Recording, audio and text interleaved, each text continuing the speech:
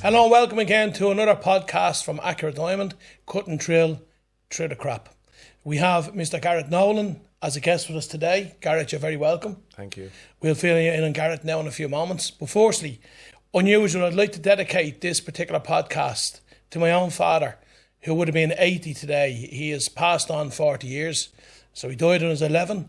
But the reason why it's been poignant now is just because it was Father's Day on Sunday, and we're going to do a bit of a special for Father's Day because most people watching this will be fathers. So I hope that's okay for everybody. We won't get too emotional. We'll get through the day. But there's a reason why we're having it is because it's Father's Day. So very welcome, Garrett. Thanks so much. Thanks very much for coming in.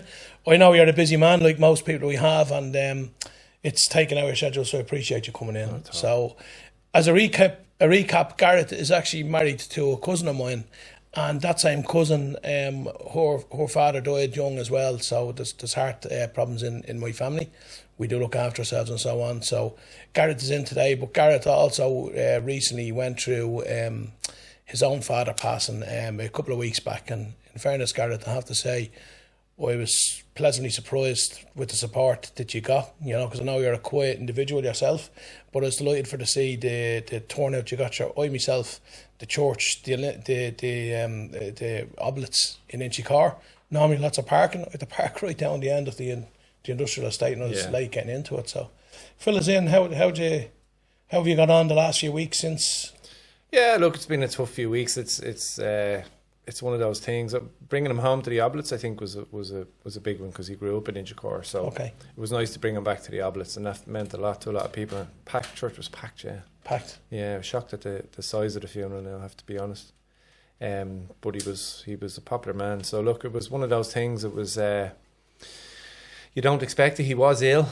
He had cancer, and the operation went well, but he got as always happens in these things, he got an infection, then he got another one, and it just kind of all had an effect in the end, The eulogy was very good, I have to say. You gave a great account of the eulogy, and there was parts of it that were comical as well, of course. You gave us all a bit of a giggle as well, and you promised your dad you'd look after your mum and all. I think that's what we all want to do at the end of the day. 100%. That's the most important thing when you're gone, isn't it? That he doesn't have to worry about her, so that's the least we can do, isn't it? Exactly, yeah. So well done on that. But you're getting on okay, you're back to work and everything's back to normal? Yeah, back to work. It was a tough couple of weeks, and then of course we ran into Captain's Day in the golf club, so that's another busy 2 weeks. Kind of helped, helped you just kick, because you had no time to sit and think. So it kind of helped. So we ran straight into that, which was a busy 2 weeks. And now this is the first time now. This week is the first week that it's kind of all settling back into normality. And obviously after that was your first Father's Day, which your dad gone. Yes, of course, yeah. They do get easier. They do, in fairness. You'll always miss them, but it does get easier. So, Garrett, I got to know you through, funny enough, I knew you just through my cousin's, being my cousin's husband. Didn't know too much what you did, and then I remember meeting up with you then years later, which was years ago, and you were doing painting. So what did you do? Where did you go to school, and how did you get into the painting? And school wasn't really for me. I was in it. I was there and I attended every single day, but it wasn't really, like a lot of people that went into construction. It just wasn't for me. But anyway, I managed to make it as far as leaving cert. And then I went into the family business because my dad and his brother had a fairly big painting firm at the time. So I fell into that, flirted with the guards, didn't go that direction. Oh, did you? Okay, I didn't know that about you. Well, you had the height anyway. Had the height, yeah, there was a height restriction at the time. It's not there anymore. Yeah. But there was, yeah. So height wasn't an issue, no, but it was something I flirted with, but I decided against it. Went into the painting then for 20 odd years. And so started in construction on the site, done my apprenticeship and all that stuff, and then worked my way up. Industrial painting, was it mainly? Yeah, a lot of, it was a mixture. There was obviously the boom was huge at the time, so we, everyone was making hay during the boom. We all thought we were millionaires, didn't we? I was driving around in a big Jeep that I couldn't afford. We had a big Audi outside the front door that I couldn't afford. Yeah. And then when it all came crashing down, everything went. Puts manners on you, doesn't it? Started to put manners on a whole lot of us, yeah. But painting itself, though, I hate anything to do with painting. It's the preparation work, even beforehand, But that's where the painters make the money, from people like me that don't want to do it, although sometimes I'm forced to do painting that I don't want to do. Sometimes I do a worse job letting on purposely so I don't get asked to do it a second or a third time if I'm not interested in something. So that's how you as a painter, you make your money. And it's a funny one with me. Like, I love it. Like, loved it. Still love it. Like, if the whole thing came crashing down again in the morning and I ended up back on the brushes, wouldn't bother me in the did you find it relaxing? A lot of people think loved it. Absolutely loved it. That it could just get into your own zone. Like, look, it's like everything else, and you bring all these things into your later life. It's, you know, they always say with painting, it's 90% preparation, 10% perspiration, and it's the same, you know, in everything even. But so I could go back to it, no problem. If things went bad, I'd be happy out. It's a skill you can bring all over the world with you as well. So even if you did need to move, or, you know, not that you would, but if you did consider even moving, like, you could move to something you can bring with you. Yeah, and obviously being with Dad and his brother being the bosses, I kind of had supervisory. You were moving up to supervisor, and then you were running sites and you were running lads, and so you got a lot of experience in management, that kind of, especially managing at a site level, you know. So you kind of a lot of experience that you can bring into as it turned out, when I moved more up into management roles and running companies and stuff, you know. And that's the next thing. So obviously now you got involved in property management and so on. What led you to that? Through the painting, was it? Or through the painting, yeah, just an opportunity. I went into facilities management then for about 4 years, and took on building a company, a facilities management company, which has gone on to great success in the meantime. And then I got the opportunity then from there to move into Firestopping. It was always something I had an interest in anyway, but I got the opportunity to get into something that I had a bit of an interest in. It's a really interesting industry, you know. Yeah, Firestopping seems to be a big it's big business at the moment. Like, you see a lot of vans on the road now with Firestopping, and we've an awful lot of companies we deal with, certainly in the cordon side of things. I think if Dabble are got involved in passive fire protection and so on, and forming these breakers and stuff, these words I've learned over through the last number of years now. But like, this has already come on through, obviously through the Grenfell Towers, you know, which is so highlighted, you know. A lot of it came on the back of Grenfell and our own Priory Hall. Priory Hall's a big one. I was actually over that way a couple of weeks back, actually walking with a friend of mine and his dogs, and I couldn't believe the difference. They're like a completely different complex to what was initially built, and sadly people lost their lives in the process trying to fight for the justice for the Priory. I remember even I was taxiing at the time, and you'd see them outside with their placards. It's terrible what you had to do to raise awareness, but it wasn't too soon, because don't forget as well, we had our own tragedy going back with the 47 or the 48 that was killed as well as a kid in the Stardust disaster. Like, you know, we should have really learned from them. We shouldn't have having a way for this to be activated and activated from something that happened across the sea from Grenfell. But what made it very graphic thing with Grenfell was the images that went around that people could actually physically see.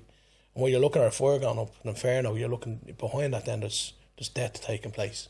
You know, so 100%. I think in construction, obviously it's always the drive to make money, and the drive is always to make money, and that gets pushed down from the top all the way down to the last subby in, and squeezing guys for squeezing. It's always about money, and you know, everything comes down to money, and at the end of the day, what was happening out there means that what's happened out there then means the change is now, where builders and developers now are starting to become more aware of their responsibilities, and it's not really a situation that you can just throw up a wall and fire a load of cables and pipes through it and hope everything's going to be okay. It doesn't work like that anymore, especially with the advent of B-Car now.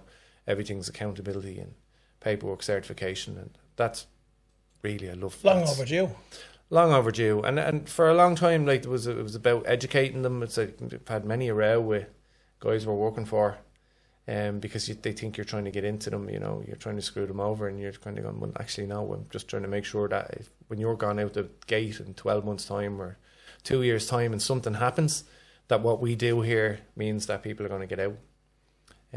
Because Firestopping essentially is about creating a means of escape, so to give people time. So it's all about creating time for people, so escape being one, and then to allow the firefighters in to do what they do. And then after that, then after protection of life, then is protection of property, so that you can keep fires, smoke and damage to within a certain area for a certain amount of time, to allow the fire services to get in, to keep damage to a certain location, so that every, you know, business can carry on, or apartment blocks can carry on, or car parks can stay open. It's all about that, so, but protection of life first. Because look, at the end of the day, certainly as regards Firestoppers, and it's the way I've built up Firestoppers over the last few years is, it's about, I don't want to wake up one morning and find out there's had to be a fire overnight in one of the buildings that we've worked in and someone's died because of negligence on our behalf. You have an ethical responsibility as well. At the end of the day, you wouldn't be able to sleep at night knowing. Well, I know I couldn't sleep at night knowing that it could cause harm or was the cause of somebody's death or whatever. But the building standards and for some of these buildings, obviously, if there's an issue with fire, there's probably an issue with sound as well. And initially, is there how do you go and test the building? For instance, how do you know what do you do with a building have you to rip off plasterboard in cases, or what do you do? So what's the process? So a lot of the times, a lot of the buildings, especially because there's the difference between active fire protection and passive. Active being your alarm, your emergency lights, your sprinklers. This is at construction stage, is it? So at that stage, you're putting intermittent paint and paint barriers and foam and before you finish. Is that it? Well, that'd be on new builds. So on new builds, with B-Car now, everything is done correctly now at construction stage. So with regards to legacy building, what defines a legacy building? A building that's already built, that's been built, say, during the Celtic Tiger days? Exactly, yeah. So these are buildings that were built during the time where these things weren't kind of as important as they are now. They should have been, and they weren't. They were neglected through greed, through ignorance, through pressures of money and legislation. Legislation is a lot to answer for. A lot of builders will probably only work towards legislation instead of trying to exceed legislation and safety. Yeah, you'd probably be in agreement with that, Well, there's no getting away from it anymore. So with B-Car now, there's no getting away from it. So everything now has to be logged and certified. So there's no escaping it anymore. But whereas with the legacy stuff, an awful lot of it is ignorance, an awful lot of it is willful ignorance. Yeah, I'm getting away with it for this length of time, or if I get caught out now, I have to spend X amount of money. They don't look. They can't see it. As I say, it's above ceilings. It's under floors. It's behind architrave. So walk me through it. So let's say, for instance, how do you get the inquiry through? Are you getting the inquiry through the managing company, or are you getting it through for an individual that are a bit concerned? So if I'm in a building, I'm concerned, Garrett, I'm a bit concerned about my property. I want to check and see that it is fire compliant. Is that what's happening, or how do you get the initial inquiry? There'll be a mix of inquiries through online inquiries.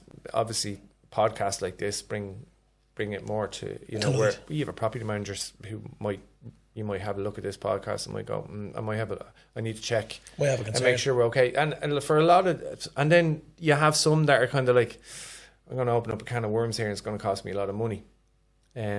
So there's a bit of that goes on too. But for the most part, once they're aware of it, they come to us and they want it remediated. So then obviously there's a financial aspect of it. So are you talking about, so you say a particular complex has a management company in place, they're after bringing this to light, is there a sinking fund? Is it a case that you may be one of, say, 300 residents in an apartment block or wherever else, or residential building? Is it a case you're going to have to find that money, or is there a fund there from the government? Did the government implement anything like this? So obviously if they're forcing this issue, what way how is it financed? Is it private equity finance, or? There'll be a mix of everything, and if it's a commercial client, it could be an international client, so they're just not aware of it. Other times you'd have, so the new remediation scheme is coming through from the housing agency, so it's been a bit of a slow starter, but it's getting there. So OMCs can go and apply now to have this work funded. But obviously once there's beds, like a commercial premises where there's no beds is one thing. But at premises where there's beds, that's something completely different. Because obviously a commercial premises like this is empty at 5 o'clock, 6 o'clock in the evening, and you're not worried about loss of life overnight. No. Loss of property, all right, but certainly not loss of life. Loss of stock. Yeah, loss of stock in your case, yeah. But for once there's a bed, well then you're talking about loss of life. And the thing about fire is, and a lot of the time it's the smoke that does the damage. Not so much the fire, and the smoke's the silent killer, That is, yeah. So that's where we come in, because that's where when we're sealing penetrations and holes and anything like that, that's what stops smoking getting out and sneaking into people's bedrooms at night time. And if there's a fire, then just give them the time for the active fire protection to kick in and get people out of buildings. And that's basically it in a nutshell. But an awful lot of it comes from ignorance, and sometimes it's ignorance, sometimes it's willful ignorance and neglect. But it's rare enough, in fairness. An awful lot of the time, once people are aware of it, they'll act. Because like me and you, they want to be able to sleep at night, and once you're aware of it, then you kind of have to do something about it. So landlords, for instance, there's a lot of accidental landlords left over. Obviously, again, we're talking about legacy going back to the Celtic Tiger days and so on. Like, they're getting hit with the 6-year rule now. There's a lot of people exiting the business. Like, it's a lot of money for landlords. You know, they're getting hit left, right and centre for say. And there are a lot of good landlords. I understand there's a lot of bad landlords, you know. But I know from talking to a few people I know that would be legacy landlords or accidental landlords. Their property reached negative equity and they had to keep it on. And they got involved in a relationship with somebody later on and they kept their property. Didn't want to be advised to hold on to the property and so on. So some of these guys, like, they might be even paying money, it might be affecting their tax, their bottom line of tax. If they had an issue with a house, for instance, that was in one of these, or an apartment, they'd have a lot of money to fork out to get it right. Is it expensive for them to correct it? It can be, but an awful lot of time it won't come down to a single landlord. It'll be down to the OMC, the management company, so the sinking fund, that's where the sinking fund comes in. If they have one, some of them are poor, they don't have a sinking fund. But the new remediation scheme has allowed for that, where if there's no sinking fund, then they can go and look for low interest loans and zero interest loans, I think, in some cases, where they can go and get the money and put these things right. But it certainly wouldn't come down to a single landlord.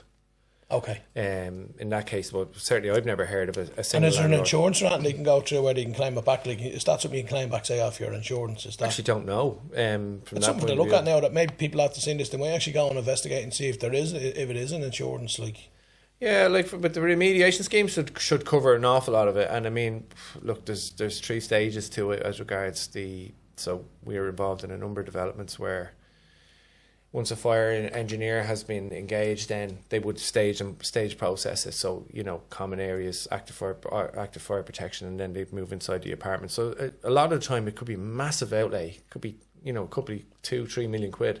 So it would have to be spread over a certain amount of time, because obviously it's not feasible to just, and then everything has to go through now the e-tender system. So that's not a fast process. So and again, we do an awful lot with the heritage contractors and so on. So you know the way you have to retain a certain facade on a building and repointing and so on, and keep with the Edwardian and the Georgian infrastructure. Is there allowances, or if you have a Georgian house and you want to bring it up to spec, have you like some of those houses? I'm sure would be like a tinderbox. Some of them would be wattled with inside, which would go up like a box of matches. Like, have they got to bring themselves to compliance as well, or are they? Oh, they do, yeah. I mean, the products are developing at such a pace now. I mean, new products are coming on the market all the time. Which are sympathetic towards the hugely. And this is where the fire engineers come into it, because, you know, for a lot of us, we would work off tested details. So if we get a certain penetration through a certain size hole, it would depend on what we're dealing. So, for example, in a building like you're talking about, an awful lot would be joist floors and stuff like that. Yeah, exactly. But to create fire floors between floors, and to create 60 minutes and 90 minutes fire protection used to be an issue. It's not really now, because the industry's kind of moving with this and creating new products all the time. So we're always aware of the new products coming on the market, so that we can deal with these issues. And they are sympathetic to the older buildings, and the fire engineers can work around and create workarounds, you know, with us. So a lot of the time we would work together with fire engineers and come up with a solution. And you're responsible then for afterwards. So you've done the major construction works to get it back to make it fire compliant. Are you then responsible for caulking up afterwards as well? And do you do all that exact same? Yeah, so we would look, some of them are projects, so they'll be start to finish. So that would involve, you know, we would get involved in projects where the active fire protection, the fire alarms wouldn't be up to code. So we would have a number of trusted suppliers that we would use, and we get involved in everything really. So if it's a situation where it's a turnkey project, we do that too. Okay. So it's not just about passive fire protection. We do everything around. And do you sub that out, or do you do it all yourself? It will be a mix of both. Okay. Yeah. But especially now with the labour situation, the way it is we've had the common denominator on this is that there's a serious shortage of labour, never mind skilled labour, of any labour, to be able to do a job. So that's why you'd lean on subcontractors. Also quality. And quality as well. Of labour is huge. Important, yeah. So from that point of view, even quality of subcontractors is massive. So if anybody has any fears today, what do you think they should do? What's the first step they should do today? If they've any, so for instance, you're in an apartment block. You don't have to mention any names but you're in an apartment block. What happens? Do they contact you? Do they contact you? Like, what's the first line of phone calls? Well, we would get phone calls all the time or emails in From concerned individuals? Yeah, I mean, we'll steer them in the right direction. So if they want to contact us, we'll always steer them in the right direction of what way they need to steer, whether that's an OMC or an individual. So they absolutely can contact us at any time. So if they do that, then for instance, I'm trying to see it from a couple of sides. So I'm in an apartment block, say, and I'm not happy, or I have concerns. I contact you.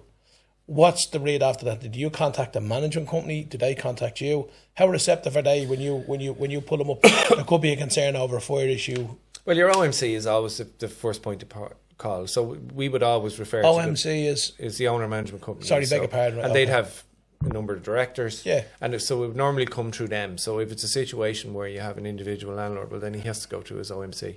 The OMC then could contact us and have contacted us. And we deal directly with them then, because they represent the whole development rather than the individual landlord, you know. Yeah, no, that's interesting now. So if anybody's any fears, any concerns, you know, do what Garrett said, and at the end of this there'll be details for contacting Garrett if you want, you know. But it's very warm weather at the moment, Garrett, hence the fact we're drinking water. Yeah. Like, you know, warmest day of the year. It's very, very, the last thing you want to be doing, I'd say, is climbing through tiny little entrances and openings in buildings to check and see if there's inch-messing paint or if it's good enough. Like, have you had to look at jobs now? Is that what you're doing? Like, yeah, so we'd have teams on the ground all the time. So we were on sites or whether we're doing surveying or whether we're doing installs. So sometimes, yeah, it's like this time of year you don't. So attic space is the last place you'd want to be. This now. Is one. Be like a sauna. It'd be the time of year now we'd probably kick an attic job down the line a little bit till the weather cools down. Yeah, this is nearly cruel to send anyone up there. I feel sorry for a lot of plumbers and stuff that we deal with. All the plumbing community out there, hello. I feel sorry for you having to be up in attics and electricians and so on, solving problems. So they're the untold heroes, in fairness, in a lot of what goes on. Same as Dublin Fire Brigade and so on. They've had to clean up the mess that we've all been hearing about from places going on fire and so on unnecessarily, and you know. Yeah, for sure. Do you work with the fire departments? Do you work with the fire brigade at all? Or? No, I would have some interaction with members of Dublin Fire Brigade. So we have one who we work particularly closely with. So it's always interesting to get the opinions of Dublin Fire Brigade, because you hear. Well, they have all the stats. They have all the stats. Well, they can see what's actually going on the ground, you know. And look, that goes back to what we say about why it's important that these things work, because you're creating an environment for them that they can get into their job. Yeah. Because if you have a situation where fire stopping is not done, they're walking into a building that's destroyed in smoke, it's very hard for them to do their job, never mind save lives, but even to actually put out fires. But a big cause of concern at the moment is batteries, charging phones, battery bicycles, e-scooters. Big serious concern, people leaving them overnight, and you know, even people like under their pillows, you know, when you see the stats. So like, a fire can really gather momentum fairly. Oh, it can, yeah. It could be a good podcast for you to get my man, who's a serving officer in Dublin Fire Brigade, in to have a podcast. I think that could be really interesting. I know a few of them, because again, another podcast we're going to talk about down the road will be on dust, because there's a lot of similarities, by the way. We have a big campaign going on with dust at the moment, and we will be having a podcast where it will be on dust, and it will be very, very serious. I know podcasts are about trying to have a laugh, but like when we're talking about some serious issues, if you can change somebody's life or help them for the better, that's what it's about. Like, but because even wearing masks, like you and I both have facial hair in the fire brigade, you never see an active fireman with a hair on his face. Never knew that. Do you know why? You no. The BA sets, and a friend of mine distributes BA sets. Harry Talon from AllSafe, by the way, he tests and regulates them as well. He's going to get on a podcast for us soon as well. Bit of crack rolling. But he was telling me that, they never see a fireman, and he alerted me to it. The BA sets, the breathing apparatuses, they have to have full contact with the skin. They can't have an episode where there's a slight inhalation, because they're going down through this, they do all these tests and so on.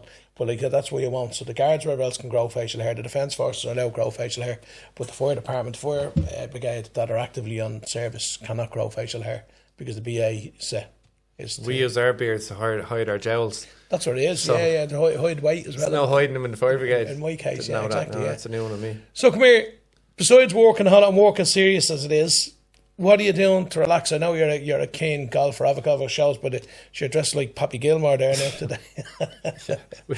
Yeah, well, well, golf's one of the things I do outside of Firestoppers, along with football and football. You played football for years, did you? I did. I played for St. Mark's and Tala, and then for Rangers out Bushy Park, and with the club I mentioned at the funeral there, Belgrave.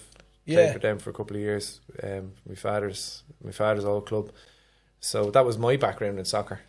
So you were introduced to football through your dad, was it? 100%. Manchester United. Like most kids, yeah. Man United, and the crash in 1958 in Munich. So some of them were Drimnagh lads. Did you know that, by the way? Yeah, Liam Whelan was the most famous Irishman that died in that crash. So look, from that, Manchester United was a big thing in my life anyway, because we were in Old Trafford a lot of time as the old Busby Babes. And I brought my youngest, who was 11, I brought him over for his first visit to Old Trafford last year. You got to see a win, which was rare for United at that time.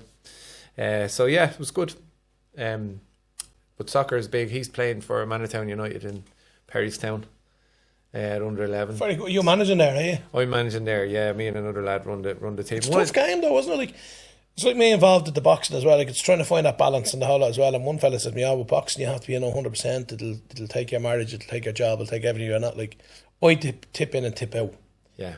With football, you decide, like, is it 12 months? Is it 9 months? Is it what's? Yeah, they're off for the summer. Which is, look, all them pitches, lovely pitches now, which is an awful shame. League of Ireland soccer's moved to summer. I don't understand why schoolboy football's not moved to summer, because like small clubs like Manitown are paying a fortune for Astro Parks, and in the winter, cold winter nights when they could be out there playing in the summer, pitches are, empty till 10 o'clock at night, which seems a shame. And is it emotional? Because I'll ask you, because obviously our boxing is very inclusive. We take in all sorts, and we've done massive campaigns through the boxing club. But like, not everybody's into football. But if a kid goes to football and he's not into football, do you have the devastating task of turning around saying to the parent, you can't bring him down, he's not good enough for, there's a lot of over.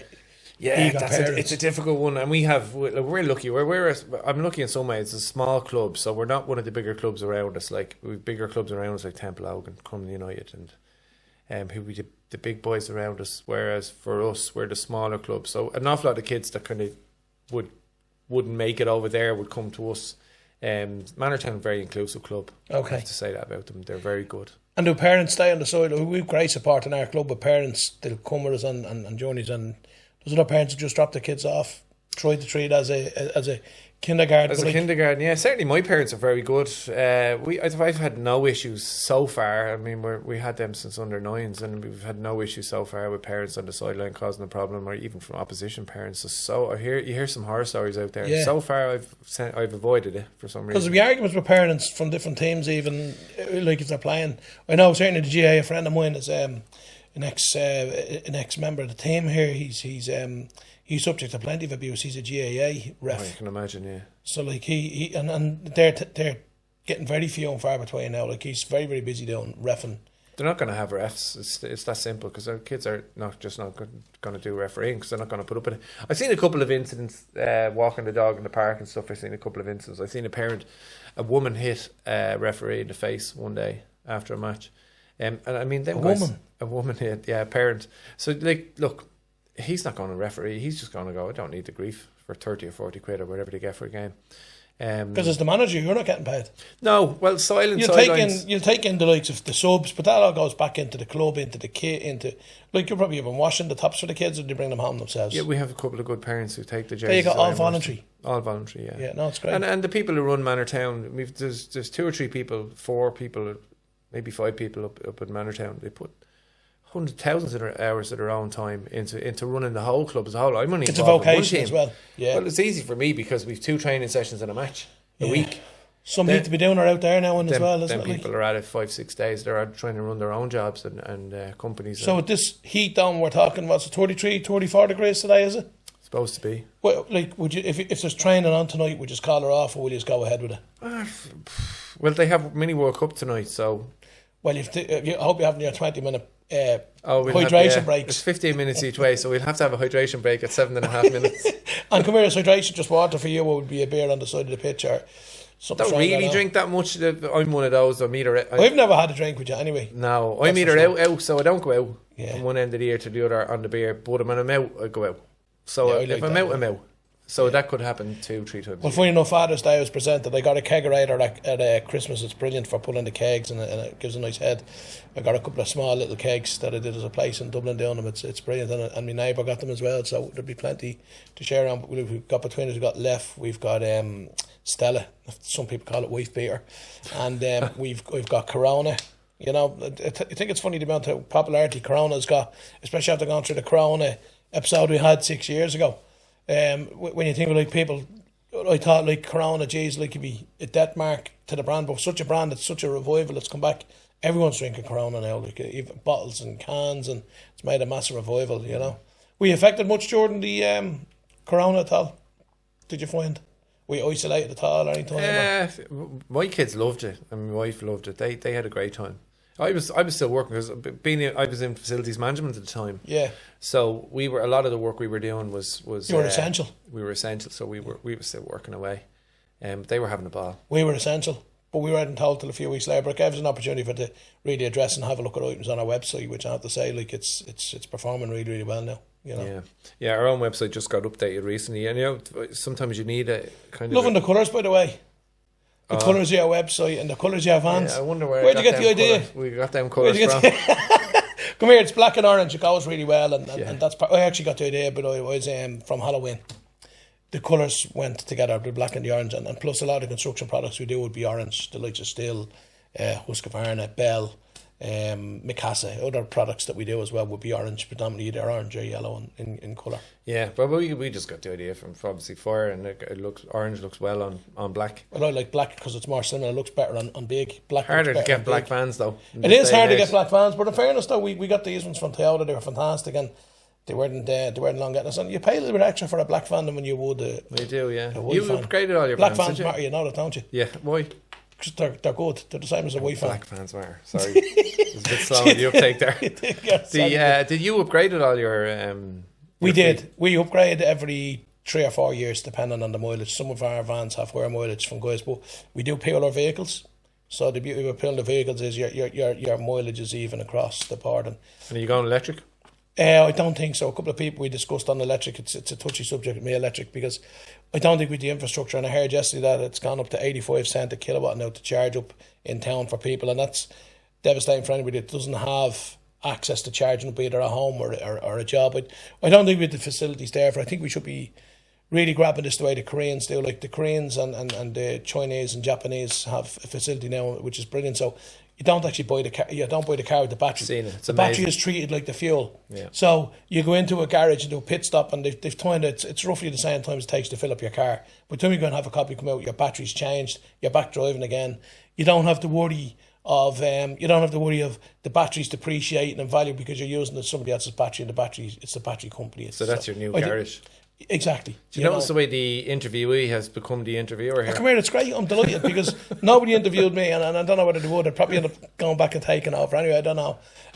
Look, I have a story to tell. I'll be told someday. I like listening to other people's stories. There's enough about Can I ask you something? Yeah. Because it's something that always stood out for me about you. Okay. Your staff. Yeah. How they feel about you and the way you run the business and I mean, I was only downstairs a few minutes ago, and the respect that your staff have for you comes across so well. But what makes you different from the point of view of the way because it's fairly unique. It's very rarely you see that in a business, and it's very special here. How? Well, for starters, I'm the boss. I'm a team member. I'm an employee of Accurate Diamond Tools the way everybody else is, and I won't ask them to do anything I'm prepared to do myself. You know, I'm probably putting 70, 80 hours a week on my mindset of things. I'll probably have dementia sooner rather than later because I have so much going on in my mind and have so many ideas that I have in my head that's popping around. Listen, they come in, they do their work. They're brilliant people. Gary's with me 12 years. Paul is 12 years coming on. Lorraine, my wife, is with me since day one. It wasn't for her, I wouldn't be doing it. The real boss. And if it wasn't for Lorraine, I wouldn't be doing it. She doesn't like being mentioned, so that's why I keep her out of this. But like she's very good in the background. If it wasn't for Lorraine's support, and obviously my kids, I wouldn't be doing it. But the staff, the team members, as I call them, I don't look at it that I don't come down as being the boss all the time. Only when I really have to, which is very, very seldom. They're brilliant people. They work with me. You know, we all work together, you know, and you cut one of us, you cut us all. Like, we're spending more time with each other than you would. That sense of sometimes teamwork with your is partner. really obvious downstairs. It has to come across that way. And to be honest, we're very intimate with our customers. We have to be. We've over 7,000 customers now. We've built up an additional 250 customers since Christmas. And some of those might use us once a month, once a week, once a year, or once every 2 years. You know, we treat everybody the same, regardless of what you're doing. And we try to. Look, there's a few customers, we call them customers, excuse that word if you want to use it, because, listen, we don't deal with the public. We're trade only. But there's certain people will go on, like, if you like, Karens, as it was, for the want of a word. Listening to Karens actually talk about the female version of Karen is either a Ken or a Kevin. We don't traditionally use that, but I'm just saying, like, we do have an element of customers that would demand too much and so much. They're quietly brought to check and they realise they're being a diva. I don't go on like a diva. I lose the head sometimes with suppliers if we can't get something in quick enough, because I'm very passionate about supplying and completing orders. We try to do our best for our customers, and the lads get that and they focus and they carry the ethos through.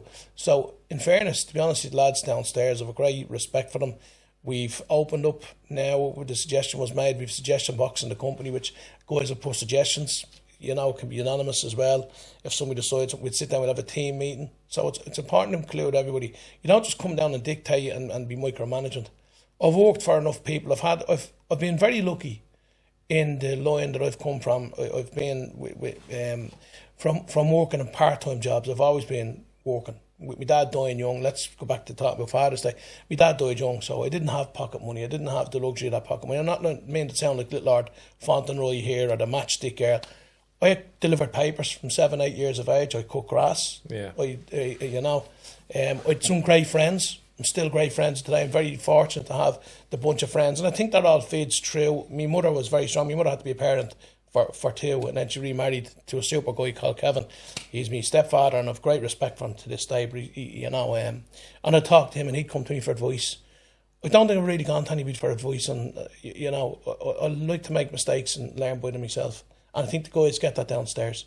But I think the people I've circled myself with, I've been very, very lucky in how I have in my life. Everybody, you'll have me crying on it, but I'm very fortunate to have those people. You know what, I won't get you crying, but what I will do, the one thing that stood out for me, the one thing, we've talked a lot over the years, but I remember that you told me the day you were sitting in the taxi and you decided enough's enough. That it was a tough day, I'll be honest. Like, that's mental health. Like, I was after, like, I remember myself and Ryan would have gone out on a night out and I would have, like, this was during the snow and everything, like, and I was driving the Pajero. I refinanced the Pajero to get up and running. Like, I didn't get handed this. I worked hard for this. I believed, and I had a customer base that led me to believe that I could.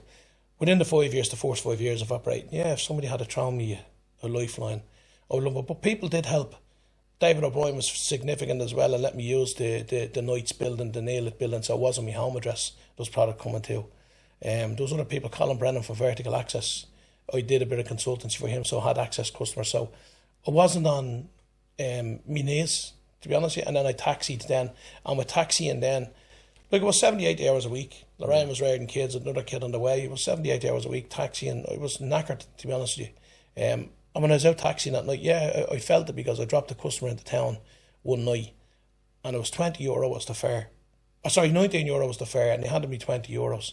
I dropped them in outside Cafe Insane. They were going to Marco Pierre White's. I've never been into it, by the way. I went to Fire for the first time only a couple of weeks back myself as a gift. It wouldn't be into lavish restaurants, although you wouldn't think it. But I dropped this couple off and I picked them up from around Chapel Lisdale and it was €19 of a fare, I think it was, with traffic and so on. I'd normally, when I was going out at that stage, giving people the €20 plus maybe a couple of euro extra on. So there you go. Thanks for the lift in. They had heat. I was one of the only vehicles probably able to transport people during the snow because it was a Mitsubishi Pajero 4-wheel drive on ice and snow and so on, and I was busy. I brought them in. It was say £19.50 and I said, just leave it at the 19, you're grand. Thinking he'd give you the 20 quid. He gave me the 20 quid and waited for the euro. And I said, fuck's sake, like. And I just thought, how mean people can be. And I don't know where he was from, whether he was from an affluent area of Dublin. But I know myself come from Drimnagh and I'm very proud of coming from Drimnagh. People ask where you're from. I live in Lucan now and I'll always tell people I came from Drimnagh and I'm very proud of Drimnagh. Drimnagh, Crumlin and Ballyfermot, Cabra, any of those people, you drop them home, you always got a tip. Not that you'd want it. But I went towards a cup of coffee at night or the diesel on a 3.2 litre diesel Jeep, a machine that just hemorrhaged fuel. Yeah, times were tough, but I then drove up that road after driving them off up towards the government buildings there outside, and there's this big building called Masonry, Stonemason House, Mason House. It's where the stone, the what you call them, meet the Freemasons. And there was this guy making us home at night with a cardboard box. And I thought to myself, cop yourself on, get myself a clatter. Just cop yourself on, you're in the heat of the van or the car, there's snow outside, there's a poor guy making his bed at night, you're doing better. So you're always doing better than somebody. So like, you can't very easily get down on something, but you've got to pick yourself up. And that was one of the lowest points. If that's my lowest point, well then... What year was that? 2010. It was the time of the really, really heavy snow. Yeah. Now, I carried people in that car where they had businesses and they were selling shoes, and they were 3 months where they didn't have customers through the door. I brought one fella home and had to have a chat with him for half an hour. I was nearly like a counsellor to him. And I felt very sorry for him. Jesus Christ, am I doing the right thing getting into business if this is the way it is? Eventually, someday I wanted to have like a department store like we have now, or a tool store. I was thinking, fuck, like if this is with rates and commercial rates and tax and so on, this fellow was on his last legs. You know, there's times I gave people lifts and I didn't charge them. There's times people ran away. I wasn't going to go out and chase them. But like, look, it was an education. I enjoyed it. That was it. But I think that time, 2008, 10, 11, was good for all of us. I think it reinvented a lot of people. But like, you put someone in the corner, they're going to come out fighting, and that's what happened to me. I was put into a corner. I had no real choice no matter. But I said, right, I'm going to make money. You know, so that was it. But like to relax of time at home where I do like, and I like to watch a bit of telly with the family, where before I was going out in the evenings and doing, trying to mop up whatever bit of work I could while having a look in the skyline, so many cranes were going up, and I'd go back the next day and I'd call and say, like, you have it or you don't have it, you know. But I had some very good bosses, and that's why I like to be a good boss or a colleague or a friend to people that work with me, and at works were very, very fair. I had some great bosses over the years. Alan Cavan, I have to give him a mention. Harry McCardle, Hoyt for Hire was my second, and Joe White from JW Hire, and I was fantastic people, you know. And all those 3 people contribute to the person that I am to this day. And unfortunately, sadly, 2 of those members are no longer with us. But like, I owe a lot of the credibility because they taught me, because they were like father figures. They were really very, very good. And they saw something in me, and I gave back to them, and I wanted to work for them. It wasn't the case that the money was fantastic, because in some cases it wasn't. They gave me what they could give me, you know. And I worked my arse off for them, and they were brilliant. And I'm still friendly with some of their family members to this day, and it's great to be in. I can still talk and hold my head up high and have conversations. 100%. That's the important part. But anyway, you interviewed me, enough about me. A bit about you, a bit more. So you're relaxing, you're watching a bit of telly. Yeah. Well, I don't get really much time for telly, but when I do, I'm watching a bit of Clarkson's Farm at the moment. Somebody told me, is he after getting diagnosed with cancer? I haven't watched the end of it. No, I got checked. I got the injection. I don't want to get that up there. Putting me into it now. It's we're at that age now. I'd be very nervous that somebody done that to me, to be honest. I've never been in that compromising position. Yeah, but grand. I got the blood done, the PSA and so on, and everything's good, and I'll keep an eye on it. I got it done. I get it done once a year, but then after you get the Bosco treatment. I send and send it. Do you enjoy it? I send the doctor a bunch of flowers. I hope he has a little hand. Has he got a little hand? A small finger. But look. You know, it is important. It is important. We have to keep an eye on it. But he's been very open about it, as he is with everything. I think he's fantastic. Him and Caleb have a great. It's a great series. It is, and I tell you, Countryfile, I'd say, are very concerned. I heard, because when you think farmers, the little bit of television they get to watch, they're watching Clarkson's Farm instead of watching Adam and the rest of the guys on Countryfile. You know, I watch Countryfile myself because I like to see they're more upfront with their weather and so on, and more accurate, obviously, with their weather readings. But I do like to see other industries. I would love to be a farmer, and I don't think we're doing enough farming in this country. I'm sick of seeing these solar panels going up and we're being told we don't have enough power. We need to be growing our own potatoes, our own veg. We need to be growing our own carrots. We're buying in from Spain, and these we shouldn't be. But anyway, that's the one thing that stood out for me in that one was the automation. Brilliant. But how much money he spent on the onions and so on. That automation is amazing. What's coming in, but like for that worker, but I don't think it's there for the likes of plumbing and toilers. I think anything that's repetitive, yes, AI and automation will come into its own as manufacturing cars and so on. But you still need the human touch. Again, I think that's another podcast date that I'm gonna have with somebody else talking about AI and how it can help you or break you or make you. You know. Yeah, certainly the trades are okay for a long time now. I think a lot of the trades are. I think the human touch is very, very important, particularly in our game. I think sales is a transfer of emotions from one human being to the other. Well, your product is going to match your solution is going to match their needs. You know, I don't think AI can do that. I think you do need to have a little bit of, hang on a second here, you've got to be ethical, where I don't think we're at that with AI. I don't think it can be ethical yet as such, you know. No, 100%. I know Sarah Hunt, I follow him. He's one of these property guys in New York. He's brilliant. He comes from those programs, and he's got his own program. He actually did a comp. You know, they do those comparisons on price properties and so on. So he lost the sale, I think 50 million of a deal, by the way, of this of one of the properties. He asked AI what should he be selling the property at, just to give it a reading, and AI said you should be selling at this amount. So he had a pitch that just below that amount. And the client, on the other hand, and he did it himself as a compare, the client asked, what do you think you should be selling this property at? He should be buying the property at, and I gave him a total different reading, the same AI. So a conflict that the guy actually withdrew from the sale of the house, because AI, I don't think should be able to make those decisions, you know. I think people will pay for something, particularly in property, they'll pay for as much as they think the property's worth and how much it means to them and what benefits them. It's not a general rule. And I watched that Sarah Hunt program. It's very, very good, because you get to see New York properties, and they're a different league to us completely. But I like to watch. But that's it really, Garrett. I have to say it's been a pleasure having you on board. You got to me more than anybody else did. I didn't expect that, to be honest with you. So I hope I didn't overdue on time. So I hope it's been a good read. And yeah, it's been brilliant. Absolutely. You happy enough with it? 100%. Well, thanks for anything you want to say before you go. To contact you, by the way, if anybody has concerns, do you want to give your contact details? And yeah, well, you can always get us at info@firestoppers.ie. If you ever have any questions, around anything around fire or the remediation scheme or anything like that, always feel free to contact. You'll get me at Garrett@firestoppers.ie, but info, you'll always get us anyway. You'll always get someone, and we'll always be there and advise and steer you in the right direction anyway. Garrett, thanks very much for coming in. Thanks so much. Pleasure. Cheers, buddy. Thanks, Brian.